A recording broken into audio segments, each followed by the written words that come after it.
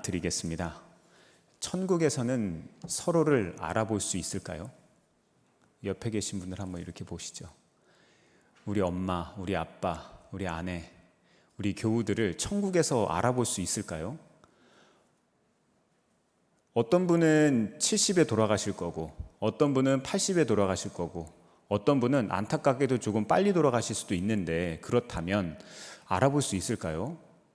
제가 지난주에 우리 중등부 아이를 한 명 봤어요. 근데 걔가 코로나 전에는 초등부였거든요. 길을 가다가 봤는데 마스크를 쓰고 있으니까 도통 알아볼 수가 없는 거예요. 애가 너무 많이 큰 거예요. 근데 걔는 저를 알아보더라고요. 너무 고마웠어요. 근데 아이들이 그렇게 금방 크는데 천국에서 우리가 알아볼 수 있을까요? 이 질문에는요, 오히려 또 다른 질문을 해야 합니다. 그러면 지금은 어떻게 서로 알아보십니까? 지금은 우리가 어떻게 알아요? 우리가 사랑하는 사람들, 우리 옆에 있는 사람들을 우리가 어떻게 합니까? 우리가 외모로만 그 사람을 우리가 압니까? 아니면 그 사람의 인격 자체, 그 사람의 삶 자체를 우리가 느끼고 공유하고 함께하면서 그 사람의 존재를 우리는 느낍니까? 그렇다면 우리는 하나님의 나라에서 서로를 알아볼 수 있다는 거예요. 그렇죠? 단지 멋진 외모로, 예쁜 외모로 우리가 알아보는 것이 아니기 때문에 그렇습니다. 사도 바울은요, 고린도 후서 4장 16절에서 영에 대해서 이렇게 표현을 합니다. 그러므로 우리는 낙심하지 않습니다. 우리의 겉사람은 낡아가나 우리의 속사람은 날로 새로워집니다. 성경은요, 사람에게 이 겉사람과 속사람이 있다고 이야기를 합니다. 눈에 보이고 만질 수 있는 겉사람이 있는데요. 그리고 이 겉사람도 우리이긴 우리이지만 참된 우리가 있다고 이야기하는 거예요. 우리의 속사람, 속에 있는 사람이 있다는 겁니다.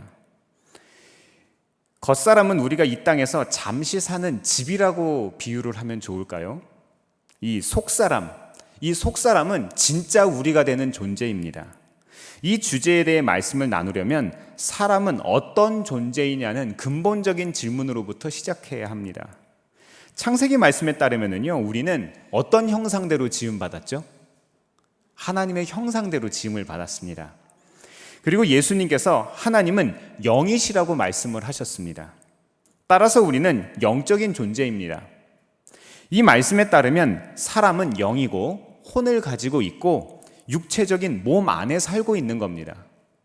사람의 몸은 죽어서 무덤에 있더라도 우리의 영은 살아있는 거예요. 제가 장례 예배를 드리러 여러 번 이렇게 가는데, 장례 예배를 가면은 대부분의 그 유가족들께서 이렇게 이야기하십니다.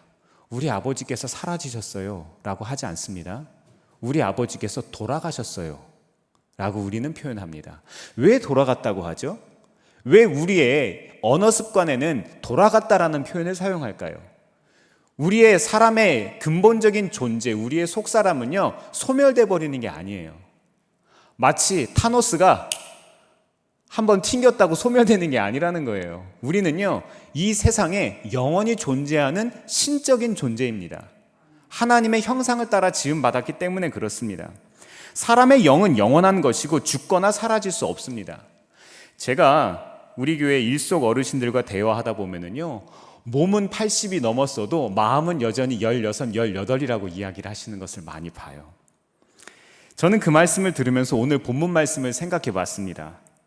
시간이 수십 년이 지나고 머리는 하얗게 됐습니다. 근데 돌아보면 어제 일 같지요.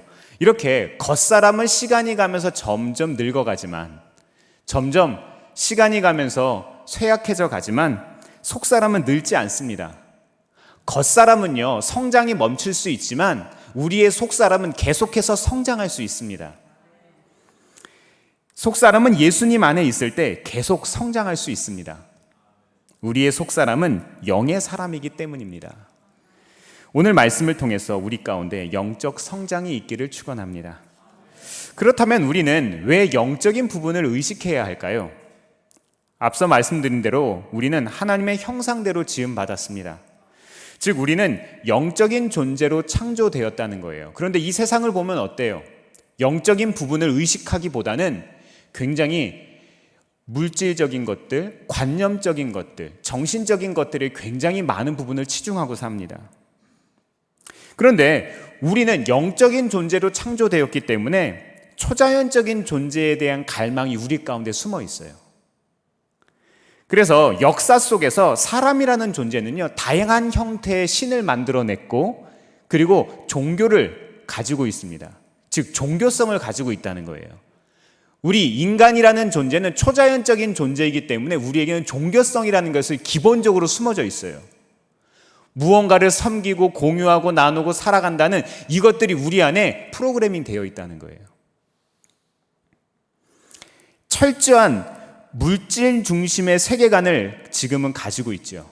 그런데 이 4차 산업혁명 시대를 살아가고 있는 지금도요, 세계적인 석학들이 새로운 가치로 제시하고 있는 것들이 영적인 가치관이라는 거 아십니까? 전혀 영적이지 않은 것 같은데 이 세계적인 석학들이 이야기하는 영적인 가치가 굉장히 중요한 것이고, 이것을 선도하는 사람이 새로운 시대에 앞서갈 수 있습니다 라고 이야기를 하는 거예요. 영적인 사람들은요, 하나님의 눈에 보이지 않아도 말씀과 현실이 충돌해도 하나님과 말씀을 믿고 삽니다. 하지만 믿음이 없는 사람들은요, 눈에 보이는 것만 중요하게 생각해요. 영적인 세계는 부정하고 자연 세계에 속한 것만 당연하다고 믿습니다. 눈에 보이고 손에 쥘 수 있는 것, 이것만 진짜라고 믿습니다.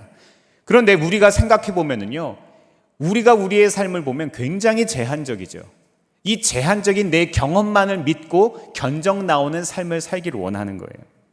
많은 사람들은요, 영적인 가치보다 물질적인 가치를 우선으로 다룹니다. 왜 그래요? 믿음이 없어서.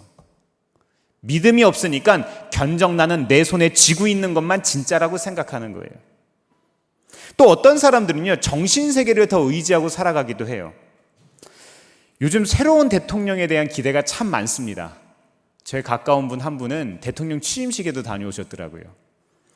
우리가 누구를 지지했던 새롭게 세워진 정부를 위해서 기도하는 우리가 되길 바랍니다. 그런데 대한민국을 대표하는 3대 해결사, 3대 대통령이 먼저 있대요. 지금 세워진 대통령보다 먼저 대통령이 있었대요. 누구죠? 첫 번째로 대통령이 있습니다. 요식업의 대통령. 착하면 착하고 나와야 되는데 안 나오네요. 네, 요식업의 대통령 백종원 씨. 네, 강아지 대통령 개통령 강형욱 씨. 그리고 마지막으로 육아의 대통령, 아기를 안 키워서 별로 관심이 없으신가요? 오은영 박사 계시죠. 네, 이 TV 프로그램도 유행이 있나 봅니다. 코로나 이전부터 전국에 요리 열풍이 불었는데 한 2, 3년쯤 전부터는 강아지 열풍이 붑니다. 온 집안에 강아지예요. 제가 저녁마다 여기 글빛공원에 나가서 운동을 하는데요, 나가서 돌면은요, 와, 강아지가 그렇게 많아요. 세상에, 대형견도 많이 나오는데 저 개를 어떻게 아파트에서 키우지? 세상에, 이런 집들도 있어요. 네, 근데요, 요즘은 육아 열풍이 불고 있습니다. 어느 채널이든 TV만 틀면 애 키우는 얘기가 나와요. 요즘 육아, 금쪽 같은 내 새끼 프로그램에 출연하고 계시는 오은영 박사님 잘 아시죠? 네, 이분은요, 아이의 문제 행동은 보호자의 양육 문제에서 시작된다고 이야기하십니다. 그래서 양육 태도가 교정되었을 때 문제 아동의 행동이 자연스럽게 교정된다고 이야기하세요.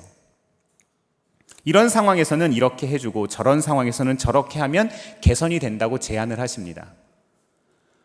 거기에 보면 우리 금쪽이라고 하면서, 그치요, 코끼리가 나와서 대화를 시도합니다. 네, TV 보신 분들은 공감하시겠지만 이 오은영 박사님의 분석만으로는 아이를 바꿀 수가 없어요. 참 기가 막히게 분석을 해내시거든요. 이럴 때는 이렇게 하세요, 저럴 땐 저렇게 하세요. 근데 분석하고 해석하는 것, 즉 정신적인 영역에만 머물러 있어서는 사람이 바뀔 수가 없어요. 왜 그런 줄 아십니까? 사람은 본능적인 존재가 아니라 영적인 존재이기 때문입니다. 따라서 부모 스스로 잘못을 인정하고 돌이켜서 사랑으로 행할 때 아이가 바뀌더라고요. 충격적이거나 가슴 아픈 사연들이 많이 있었지만 제 기억에 남는 아이 하나가 있는데, 유치원에서 아이들을 난폭하게 때리고 맨날 욕을 하는 아이가 하나 있었어요. 근데 이 아이는요, 아빠의 무관심과 이 감정적인 폭력 때문에 불안 증세를 보였던 거였는데요. 이 치료법이 아빠와 함께 실내 놀이터에서 놀이 치료를 하는 거였어요. 첫날 치료가 시작됐는데 아이가 아빠랑 전혀 놀지 않습니다. 아빠하고는 전혀 관심이 없어요.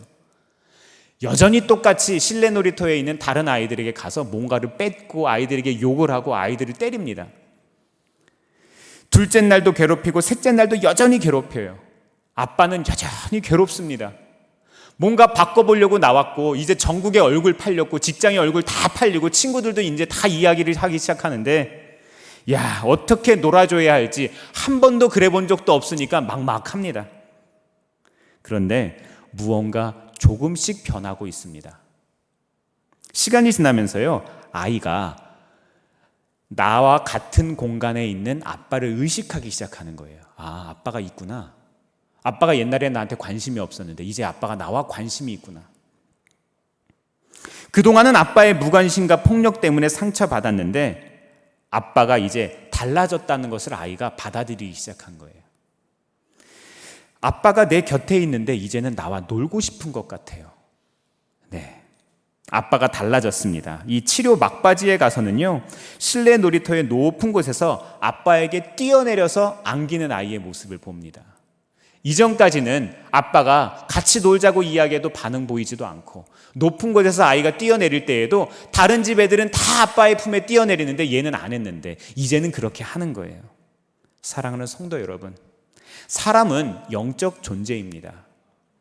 하나님의 창조의 섭리처럼 이 사랑을 주고받아야, 이렇게 주고받아야 합니다. 사람은 사랑과 신뢰의 관계 안에서 살아가야 합니다. 하나님은 우리를 육과 혼과 영을 가진 복합적인 존재로 창조하셨어요. 왜 하나의 존재만으로 창조하시면 되는데 복합적으로 만드셨을까요? 육과 혼의 세계처럼 영의 세계는 실제합니다. 그리고 영을 의식하면 할수록 영적인 세계는 우리의 삶 가운데 더욱더 실제적인 세계가 됩니다. 우리의 삶에 완벽한 하나님의 인도하심을 받고 싶으십니까? 그렇다면 우리는 영적인 세계에 눈을 떠야 합니다. 하나님은 영이시고 영이신 하나님의 성령께서는 우리를 인도하시기를 원합니다. 그렇다면 그 영이신 하나님은 우리의 영이 의식해야 한다는 거예요. 세상에서는 영적 세계보다 육체적인 일이나 정신적인 일을 굉장히 중요하게 생각합니다. 심지어 영적인 세계를요, 가볍게 여기고 터부시 여기기도 해요. 하지만 우리는 겉사람보다 속사람을 더 의식해야 합니다. 우리는 오랫동안 모습이나 성분이 바뀌지 않는 물질을 귀하다고 합니다. 대표적으로 뭐 있죠? 다이아 있죠. 제가 지난주에 코스트코를 갔더니요, 야, 5캐럿짜리 다이아가 있더라고요. 기가 막힙니다. 손톱만 해요. 제 엄지 손톱만 해요. 근데 이 손톱만한 다이아가 얼마인 줄 아세요?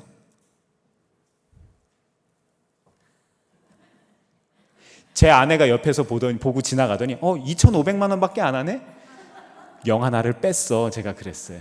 네, 2억 5천만 원이야. 기가 막힙니다. 너무 예쁘더라고요. 제가 봐도 갖고 싶더라고요. 우리는요, 이렇게 성분이나 모습이 바뀌지 않는 물질을 귀하다고 생각해요. 그렇죠?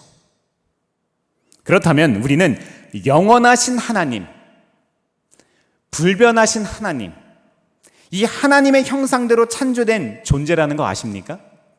우리가 그렇다는 거예요. 우리가 다이아몬드보다 훨씬 더 실제적이고 훨씬 더 가치 있고 훨씬 더 귀한 존재로 지음 받았습니다. 하나님은 우리를 그렇다고 우리에게 이야기하세요. 이 시간 우리 가운데 영적 시간의 전환이 있기를 바랍니다. 사람을요, 물질적으로만 판단하면 약 한 20몇만 원밖에 되지 않는다고 해요. 탄소 몇 그램, 그렇죠? 뭐 지방 몇 그램, 단백질 몇 그램, 이런 것들로 환산하면 사람이 그렇게 무가치하다고 이야기를 해요. 사랑하는 성도 여러분, 이러한 영적 깨달음, 우리가 하나님의 형상대로 지음받았고 우리가 영적 존재이고 영적인 세계가 실제하다는 것, 이런 영적 깨달음은요, 우리를 건강한 그리스도인으로 성장시킵니다. 그렇다면 영과 혼의 차이가 뭘까요? 영과 혼이 같은 것일까요? 아닙니다. 전혀 아니에요. 영과 혼은 똑같은 것이 아닙니다. 히브리서 말씀은 이렇게 증언합니다. 히브리서 4장 12절인데요. 함께 읽어보겠습니다. 시작. 하나님의 말씀은 살아있고 힘이 있어서 어떤 양날 칼보다도 더 날카롭습니다. 그래서 사람 속을 꿰뚫어 혼과 영을 갈라내고 관절과 골수를 갈라놓기까지 하며 마음에 품은 생각과 의도를 밝혀냅니다. 아멘. 네, 말씀을 읽고 아멘 하시면 훨씬 더 은혜가 됩니다. 바울은 영과 혼은 하나님의 말씀으로 나누어질 수 있다고 말합니다. 나눌 수 있다. 그러니까 다른 것이라는 거죠. 우리가 무엇을 나눌 수 있다면 당연히 똑같은 게 아닙니다. 오직 하나님의 말씀만이 영과 혼을 나눌 수 있습니다. 우리가 영과 혼을 구별하지 못했던 이유는요, 말씀을 깊이 이해하지 못했기 때문이에요. 말씀을 제가 하나 더 읽어드리겠습니다. 고린도전서 14장 14절인데요. 시작. 내가 방언으로 기도하면 내 영은 기도하지만 내 마음은 아무런 열매를 얻지 못합니다. 우리가 영으로 기도할 때 통변의 은사가 없다면 내 생각으로 어떤 기도를 하고 있는지 알 수 없죠. 우리가 방언을 합니다만 알 수가 없는 거예요. 내가 무슨 기도를 하고 있지? 그런데 통변의 은사가 있는 사람은 다른 사람이 방언할 때 이 기도가 어떤 기도를 하고 있는지 알아요. 이렇게 방언으로만 기도하는 것은 우리 마음에 열매를 맺지 못할 수 있습니다. 그래서 방언으로 기도할 때는 방언과 우리말 기도를 번갈아 가면서 기도하면 훨씬 더 도움이 됩니다. 이렇게 하면 기도 훈련에 도움이 되고 영적 성장하는 데 도움이 될 수 있어요. 우리가 생각하는 정신세계는 우리의 혼의 일부이고 혼과 영은 구별된 겁니다. 여기서 잠깐 생각해 볼 게 있는데요. 우리가 이 땅을 살아갈 때 왜 우리는 고난과 어려움에 노출되어 있을까요? 그렇게 전능하신 하나님, 그렇게 좋으신 하나님, 우리의 삶을 최고의 길로 인도하고 싶은 그 하나님께서 우리 아버지가 되신다는데 우리는 왜 그럴까요? 이유는요, 영적 존재인 사람들이 정신적인 사고만, 정신적인 그 혼적 세계에만 우리가 살아가고 있기 때문에 넘어지는 겁니다. 누구나 어려움은 있을 수 있어요. 누구나 넘어질 수 있습니다. 그런데 그것을 어떻게 해결하느냐, 어떻게 올바른 길로 가느냐는 성숙한 그리스도인의 지표가 됩니다. 영적인 존재들은요, 영적인 사고를 하고 영적 호흡을 해야만 살아갈 수 있습니다.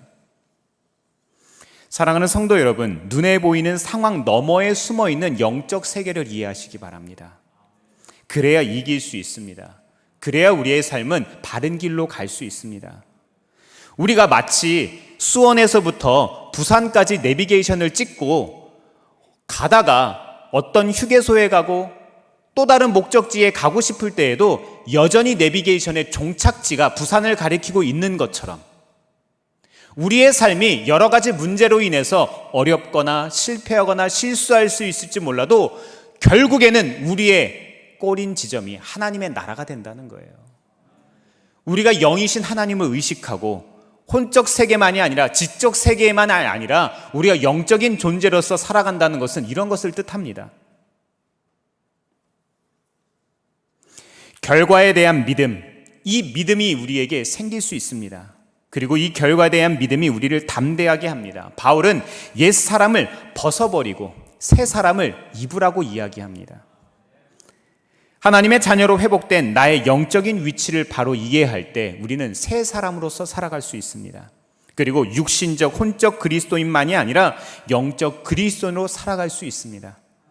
이제 우리는 영적인 존재이며 영과 혼의 차이는 무엇이고 또 영을 의식하고 살아야 한다는 것도 알았어요. 그렇다면 영적인 성숙, 오늘 말씀의 제목인 영적인 성숙은 우리가 어떻게 이룰 수 있을까요? 베드로전서 2장 2절은 이렇게 증거합니다. 함께 읽겠습니다. 시작. 순수하고 신령한 젖을 그리워하십시오. 여러분은 그것을 먹고 자라서 구원에 이르러야 합니다. 아멘. 사람의 신체와 정신은 성장합니다. 마찬가지로 우리의 영도 점점점 성숙되어 갈 수 있습니다. 예수님과 함께 걸어가는 이 세상의 신앙 여정은요, 아기의 단계에서 시작을 하죠. 하지만 믿음의 여정을 우리가 잘 마친다면 유아기에서 아동기로, 아동기에서 청소년기로, 청소년기에서 그 어른의 단계로 우리는 점점점 나아갈 수 있습니다. 우리 몸의 성장은요, 시간이 지나면 자연적으로 성장을 합니다. 북에서 넘어왔던 어떤 한 청년의 인터뷰를 제가 봤는데요. 한 달 만에 7cm가 컸대요. 영양이 결핍이 되어서 먹어야 할 때 먹지를 못하고 있다가 이 친구가 한국에 와서 잠시 같이 모여서 교육도 받고 훈련하고 거기서 식사하고 영양공도 받고 여러 가지 이제 준비를 하고서 다시 이제 세터민으로 나가잖아요. 그때 이 친구가 거기서 7cm가 컸대요. 기가 막힐 일이죠. 몸의 성장은요, 영양이 공급되면 자연적으로 이루어집니다. 신장이 2m짜리인 2살짜리 아이가 없죠. 말이 안 되는 거죠. 제가 어렸을 때는요, 설날에 떡국 한 그릇을 먹으면 한 살이 많아진다 이야기를 들어가지고 제가 아기 때 어떻게 했던 기억이 있는가 하면요, 작은 그릇으로 떡국을 여러 번 먹었던 기억이 있어요. 그러면 나이를 빨리 먹을 수 있다 이렇게 생각을 한 거예요. 이처럼 서두른다고 해서 우리 몸이 빨리 크는 게 아닙니다. 몸이 자라는 것은 시간이 흘러야 합니다. 자연스럽게 되는 거예요. 정해진 분량에 맞춰 시간이 지남에 따라 자연스럽게 성장합니다. 근데요, 지적인 성장, 이 지식적인 성장은요, 시간이 해결해 주는 것이 아니라 학습을 통해, 교육을 통해 이루어집니다.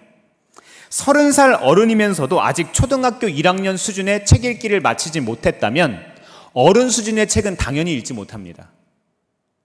대학을 마치지 못하고 대학원을 마치지 못했다면 박사과정에 있는 논문을 절대로 읽을 수 없습니다. 고등학교 1학년 수준은 당연히 이해하지 못할 겁니다. 반면에 12살짜리 아이가 벌써 고등학교 과정을 다 마친 아이들도 있어요. 제가 아는 어떤 아이는요, 초등학교 저학년 때 미분 적분을 풀었어요. 기가 막힌 아이죠. 반면에 영적 성장은 시간이 해결해 주는 것도 아니고 학습을 통해 이루어지는 게 아니에요. 모태신앙으로 신앙생활하고 구원받은 지 이미 오래되어서도 영적으로 미성숙한 사람이 정말 많습니다. 이런 사람들 중 어떤 사람들은요, 성경 지식은 굉장히 해박해요. 주일날마다 와서 주일 성수를 합니다. 성경 구절을 줄줄이 암송을 하기도 해요. 이 사실들은 무엇을 말해줄까요? 하나님의 말씀을 우리가 지식적으로 많이 알고 있는 것과 그 말씀을 적용하고 살아가는 것은 매우 다르다는 겁니다. 성경을 많이 알고 배움으로써 영적 성장이 이루는 것이라면 예수님 당시의 바리새인들, 사두개인들 누구보다도 영적인 성숙을 이루었을 겁니다. 이 바리새인들은요, 모세 오경을 줄줄 외웁니다. 그런데 죄인들과 함께 식사하고 귀신을 쫓아내고 죽은 자를 일으키시는 그 예수님이 하나님의 아들이라는 것은 몰랐습니다. 그렇다면 어떻게 해야 영적 성장을 이룰 수 있을까요? 영적 성장의 비결은 예수님의 이름을 위해 고난당하는 사람, 이 사람이 영적으로 성장한다는 겁니다. 별로 안 좋아하시네요. 영적인 성장과 고난은요, 아주 밀접한 관계를 가지고 있습니다만 고난 당했다고 해서 모두가 영적인 성장을 이루는 게 아닙니다. 제가 아는 많은 분들 중에는 크리스천으로 살아가면서 엄청난 삶의 어려움들을 겪었는데도 불구하고 여전히 쓴뿌리와 절망 때문에 힘들어하는 분들이 많습니다. 이것은 결코 영적으로 성숙하지 못한 것입니다. 다시 한번 말씀드리지만 고난 자체가 영적인 성장과 성숙을 가져오지 않습니다. 고난의 한복판에서도 하나님께 순종하는 삶을 살아갈 때 말씀을 지키고 살아가는 그 삶의 태도를 통해서 우리는 성숙을 얻어낼 수 있습니다.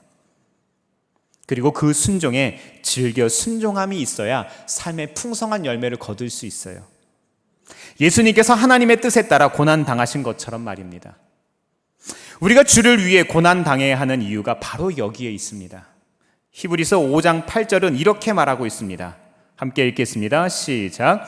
그는 아드님이시지만 고난을 당하심으로써 순종을 배우셨습니다. 아멘. 모든 권리와 권한, 모든 능력을 가지고 있음에도 불구하고 그것을 포기하신 거예요. 우리 교회의 올해 표어 중에 권리 포기가 있죠. 권리 포기. 네, 우리가 이 권리를 포기하는 것으로부터 순종함을 배울 수 있고 이 순종을 통함으로써 우리는 이 고난이라는 주제에 대해서 슬기롭게 헤쳐나갈 수 있어요. 그리고 영적인 성숙을 이룰 수 있습니다. 하나님 나라에 갔을 때 많은 사람들이 우리가 그리스도인이라고 생각했는데 주님께서 모른다고 할 수 있어요. 왜 그렇습니까? 우리가 주님을 믿었다고 우리는 생각하고 살아갔지만 우리는 그 사랑을 우리는 배우지 못한 사람도 있을 거고요. 사랑을 배웠다고 생각하지만 믿음을 우리는 배우지 못한 사람도 있다는 거예요. 이것이 우리가 이 영적인 세계 안에 있는 주제입니다.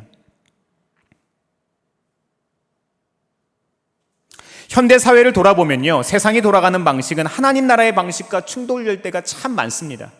따라서 하나님께 순종하려 할 때는요, 이 시대 흐름, 사람들의 사조, 조건, 환경이 아니라 말씀에 따라 우리는 행동해야 합니다. 제가 늘 드리는 말씀이지만요, 제가 어렸을 때 12세, 15세와 요즘 12세, 15세가 달라요.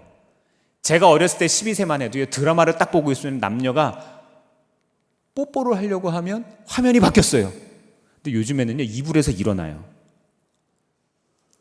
기가 막힙니다. 사랑하는 성도 여러분, 우리 하나님은 회전하는 그림자가 없으신 분이세요. 하나님은 한결같은 분이십니다. 하나님은 영원하신 분이세요. 하나님의 말씀대로, 그런데 이런 우리 하나님의 말씀대로 살면 어떻게 될까요? 말씀대로 살면은요, 이 제한적인 세상에 살고 있는 우리들은 당연히 영원하신 하나님의 가치를 이 세상에 적용하면서 살기 때문에 갈등을 유발합니다. 핍박과 고통과 시련이 따를 수 있어요. 하지만 갈등의 한복판에서 살아가면서도 주님께 즐겨 순종하는 자는 반드시 영적으로 성장합니다. 베드로전서 4장 1절에서 2절 말씀 제가 읽어드리겠습니다. 그리스도께서는 육신으로 고난을 받으셨습니다. 여러분도 같은 마음으로 무장하십시오. 육신으로 고난받은 사람은 이미 죄와 인연을 끊은 것입니다. 이제부터는 육신으로 살아남은 때를 인간의 욕정대로 살지 말고 하나님의 뜻대로 살아야 합니다. 사랑하는 성도 여러분, 예수님이 우리의 삶에 가장 완벽한 신앙의 모델이신 거 아십니까? 우리는 예수님을 닮아가야 합니다. 그분은 최고의 교사이셨고요, 최고의 친구이셨습니다. 크리스천의 삶을 몸소 보여주셨습니다. 따라서 우리는 예수님을 따라가면 되는 거예요. 예수님이 앞서 우리를 가이드해 주시는 거예요. 예수님이 앞에 예수님의 차가 가고 있으면 우리의 차는 예수님을 따라가기만 하면 되는 거예요. 그리고 지금도 말할 수 없는 탄식으로 우리를 위해서 중보하시는 그 성령님의 음성에 귀를 기울여야 합니다. 그래서 우리는 영이신 하나님의 음성에 귀를 기울여야 합니다. 예수님 때문에 고난당하면 우리는 성숙해집니다. 그렇다면 참된 고난은 언제 찾아올까요? 이런 종류의 고난은요, 하나님의 뜻에 순종하기 위해서 사람의 뜻에 맞설 때 시작됩니다. 모든 사람들과 상황은 우리에게 말합니다. 그 정도면 돼. 괜찮아. 모든 사람들과 상황은 적당히 하라고 말합니다. 하지만 하나님의 말씀은 말합니다. 구별되어야 합니다. 우리에게는 어떤 구별됨이 있습니까? 고난이란 스스로 자초한 아픔이나 게으름으로 인한 종교적 고통을 뜻하지 않습니다. 단지 질병으로 죽거나 생활비가 부족한 게 고난이 아니에요. 하나님은 이런 일들을 통해서 영광 받으시는 게 아닙니다. 어떤 사람은요, 제가 아는 어떤 분은 스스로 자기의 삶을 계속 어려움으로 몰아넣어요. 자기가 고난 중에 있으면 은혜가 있을 거라고 생각하는 거예요. 이렇게 하면 영적으로 자유로워지고 만족감을 느낄 수 있을 거라고 이야기합니다. 이런 사람들은 하나님을 위해서 자기가 고통스럽게 사는 거라고 이야기해요. 그러면 하나님이 기뻐하신대요. 하나님을 오해하지 마시기 바랍니다. 하나님은 우리가 그분의 생명과 사랑을 누리시기를 바라세요. 하나님은 우주 최고의 아버지이십니다. 하나님은 우리에게 최선의 것들, 최고의 것들, 이루 말할 수 없는 것들을 우리에게 주고 싶어 하세요. 하나님은 기쁨과 평안, 행복이 내 것이라고 말씀하십니다. 그리고 그것을 누리라고 우리에게 말씀하십니다. 우리가 자초한 고통, 이것은 하나님과의 관계를 오해하게 하는 거예요. 고통의 동기가 사랑과 은혜가 아니라 사람의 행위의 바탕을 두고 있기 때문입니다. 사랑하는 성도 여러분, 무엇보다 예수님을 사랑하시기 바랍니다. 고난을 이기는 비결은 예수님을 바라보는 것, 예수님을 사랑하는 거예요. 내가 사랑하는 사람이 있으면은요, 그 사람을 위해서 다른 불편함을 감수하는 거예요. 내가 이 세상에 가장 가치 있다고 생각하는 것이 있다면 내 것을 다 팔고 영끌이라고 하죠. 영혼까지 끌어모아서 그것을 사는 거예요. 왜냐하면 그것이 내 인생에 가장 가치 있다고 생각하니까. 예수님을 내가 사랑하면 예수님이 사랑하시는 것을 나도 사랑하고 예수님이 미워하시는 것을 나도 미워하게 됩니다. 예수님이 당하신 고난은 결코 무슨 질병도 세금 낼 돈도 없어서가 아니었습니다. 그분이 당하신 고난은요, 온갖 종류의 유혹을 받았음에도 불구하고 끝까지 하나님 아버지께 순종하기 때문에 찾아온 고난들이었습니다. 여러분의 삶에는 무엇이 중요하십니까? 지금 나에게 무엇이 가장 중요하냐고요? 여러분의 삶에 세상과 말씀의 충돌이 있습니까? 우리의 삶에 어떤 갈망이 있습니까? 어떤 고난이 있습니까? 어떤 문제가 있으세요? 이 모든 것들을 내 힘으로만 노력하시겠습니까? 아니면 앞서가신 예수님을 따라가시겠습니까? 그분을 사랑함으로 부어주시는 힘으로 하시기를 바랍니다. 이번 한 주 영적인 성장과 성숙을 이루시기를 주의 이름으로 축원합니다. 기도하겠습니다.